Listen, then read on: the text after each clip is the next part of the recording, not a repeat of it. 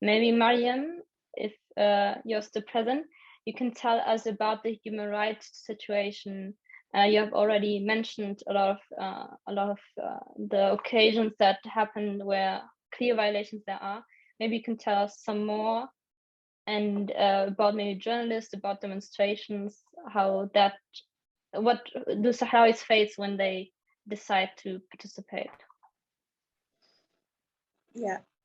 As I said before, that the protests and demonstrations that the Sahrawi make are all peaceful. They are only raise the Sahrawi national flag, to repeat the slogans that call for independence and for self-determination, and sometimes demand the immediate release for political prisoners. But and the Moroccan occupation forces intervene to dismantle these demonstrations by resorting to violence and detention. Human rights violations increased after the 30th of November. Now there is so many houses that are in their siege. Now Sultana Khaya's house, she's a human rights activist. She is under a house arrest for almost 7 months. And not only her, Sultana and her sister and her old mother, who is 84 years old. And they are being subjected to torture every day. Their house was invaded multiple times, and in every time the Moroccan repression forces damaged their house and steal their phones and also steal their money. And their house is being thrown by this smelly black liquid from the windows, from the door, and the outside facade, and in a try to let them run away from their house, their own house. It is a new persecution that aim to let people far away from their own houses. And also there were 3 young men who were documented. They are part of a Sahrawi association that is here in the occupied territories. They went to Bushdur, to the city where Sultana is living, and they were inside her house trying to document the human rights violations that are committed by the Moroccan occupation. Unfortunately, they were also kidnapped and tortured on the 10th of May, and tortured and finally thrown not far from Laayoune, 60 kilometers from Laayoune. And actually, the situation is really horrible. And there is also Maryem Bouhella, another Sahrawi woman, another Sahrawi activist, who is now in their siege for more than 10 days.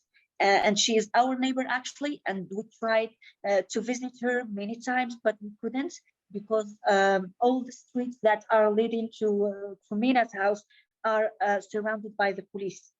And 2 other activists tried to go to her house. They got beaten in the street and brutally attacked.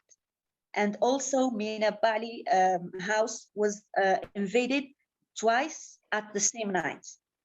And they used violence against her in front of her minor son, and kidnapped another human rights defender who was inside her house, and he was also thrown in the outskirts of Laayoune with his torn clothes and barefoot.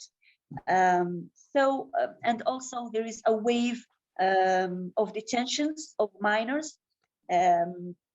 who were subjected to torture and presented to courts, and finally released by after paying a fine. And there is also an arrestation of 3 boys, young men, who were sentenced to 1 month in jail, which affects their studies. And according to the mother of one of the boys, when she went to visit him in the jail, that he was in a very horrible situation. His face was full of blue and red bruises, and the torture and the violence is very clear on his face. And she couldn't even ask him what was going on, because the soldiers were standing and listening to this discourse between the mother and her son.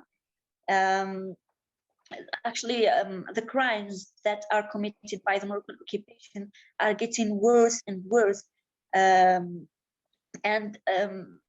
What makes the things very, very sad, that this total shutdown of the territory, no international journalist could enter, and no international observer or even a lawyer is allowed to enter,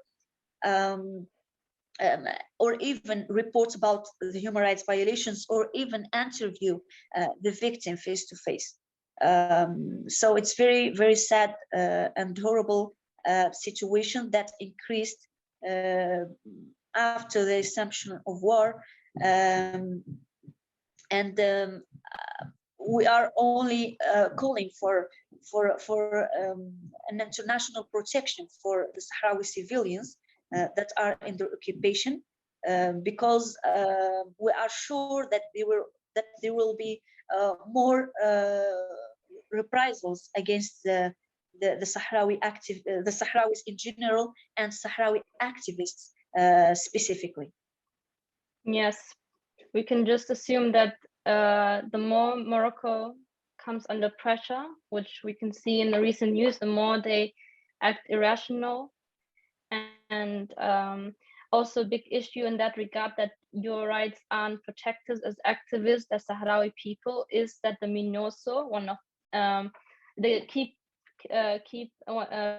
UN peacekeeping mission in Dakhla, I believe, has no mandate to observe human rights, which is one of the few UN peacekeeping missions that does not have the mandate to observe human rights, and that is mainly due to the blockade of France in the Security Council. France, that is known for its human rights, or which argues or says that it birthed human rights, is supporting indirectly or directly even the human rights violations of Sahrawi people in the occupied zone. So thank you very much, Maryem.